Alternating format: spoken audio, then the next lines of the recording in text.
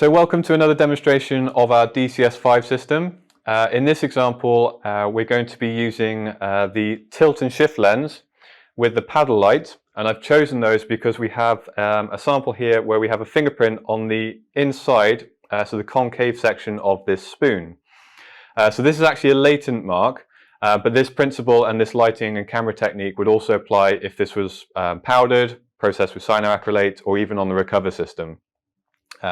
So what I'll demonstrate is how I can use the tilt and shift lens and the paddle light to hopefully achieve a nice example of a fingerprint, as you can see behind me.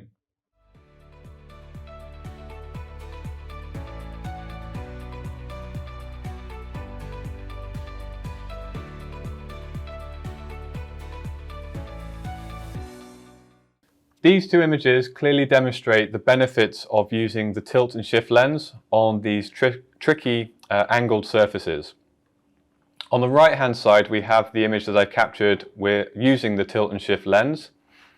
On the left hand side I'm still using the tilt and shift lens, but I've removed the tilt function, so there's no tilt being applied. And you can clearly see the difference in the depth of field, which were both captured at the same aperture. Even if I reduce the size of the aperture on here, I would still not get the same level of depth of field that I've achieved using the tilt and shift lens.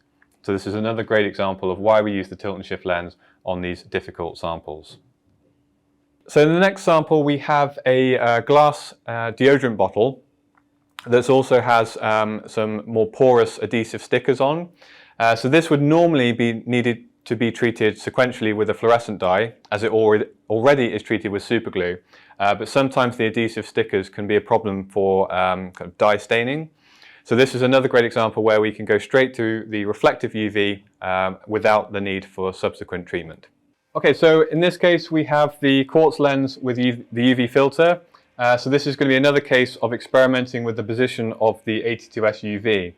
And you can see here, even though I'm using quite a low angle, I'm creating quite a lot of reflections and glare on the sticker.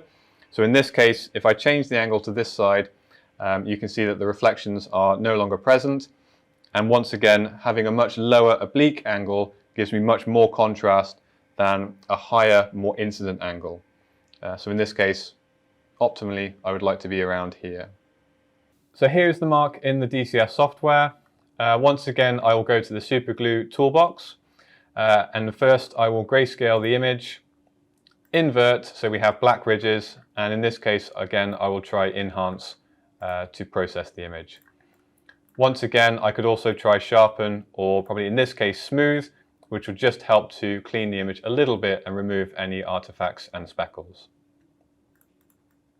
In this example we have a clear glass bottle developed with cyanoacrylate.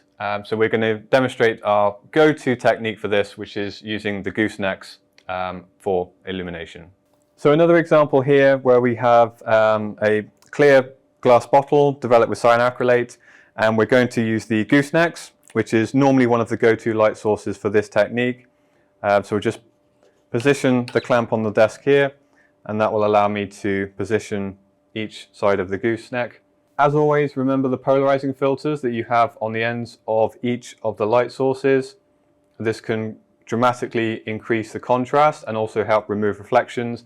And again, the polarizing filter that you also have in the lens, which again can also quite dramatically affect the contrast on your mark.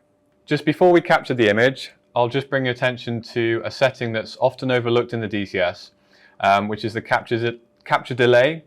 So in this example here, I've captured the image using a shutter speed of around 30th of a second.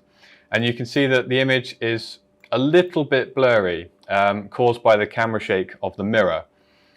So in the camera settings, if I switch on the exposure delay and take a new preview with the same shutter speed, you should see quite a noticeable difference in the clarity of the image.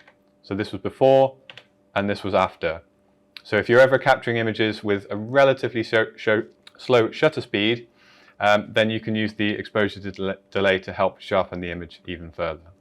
So I'll go ahead and capture this and then we'll process it.